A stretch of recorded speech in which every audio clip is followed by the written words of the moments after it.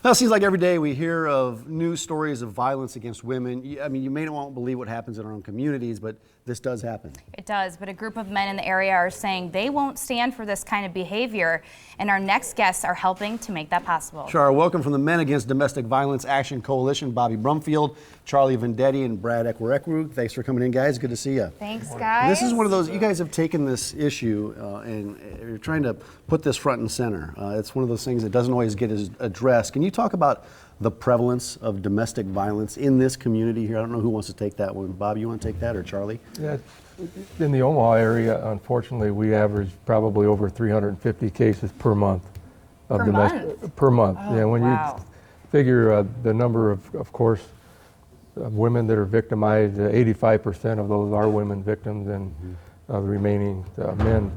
But the number of children that are also involved that witness the domestic violence, and so that's.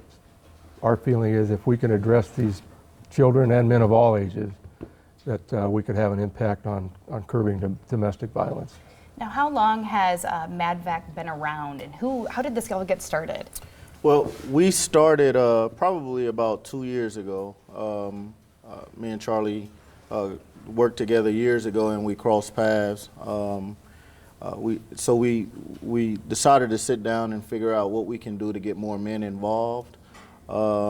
And just start reaching out to different connections that each of us had, and bringing in people, and it just started to grow. And there's different ways to address this. And you know, compared to girls, there's research out there that shows that boys in the United States, they're more likely to be diagnosed with behavior disorders. There's some other issues in terms of stimulant medications, failing out of school, binge drinking, just higher rates than girls. Is that boys will be boys, or is it something that society is doing as these boys are being raised? And I know that's an issue we've talked about before. Brad, do you want to take it? Sure. Yeah, I think that you know, in the landscape of education, you add in social media, you add in cultural backgrounds, you add in the speed at which we live and in which we interact nowadays.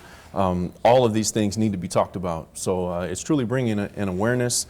A new set of education, kind of recentering the knowledge and the foundation in which they think and listen and act, and then it's giving them the information and allowing them to internalize it, and then we really challenge them to apply it in all of their communities. This video that we're looking at right now, The Mask You Live In, it's a documentary that was shot. It talks about the over-masculinity of males in our society, and I helped you guys with a panel discussion on this. Bob, you want to talk about what this documentary looks at?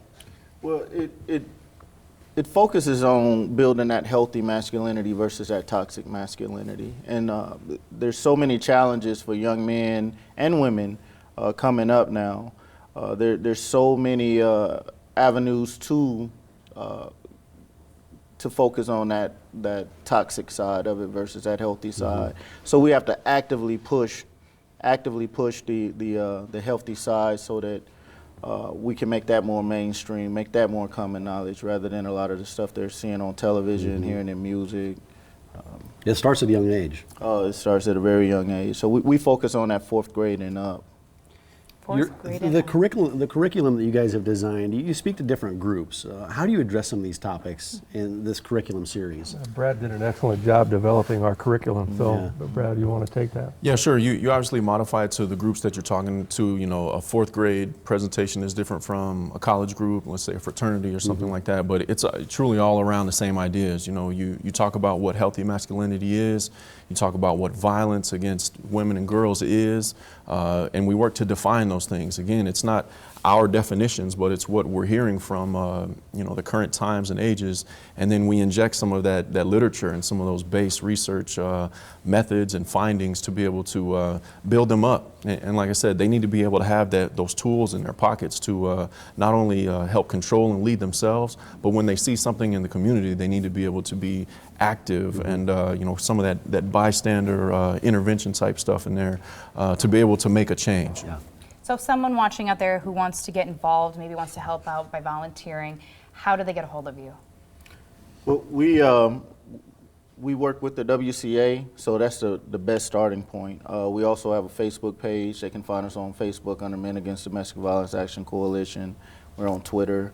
We have monthly meetings So if they can go and get on that email list, reach out to the WCA to get that information.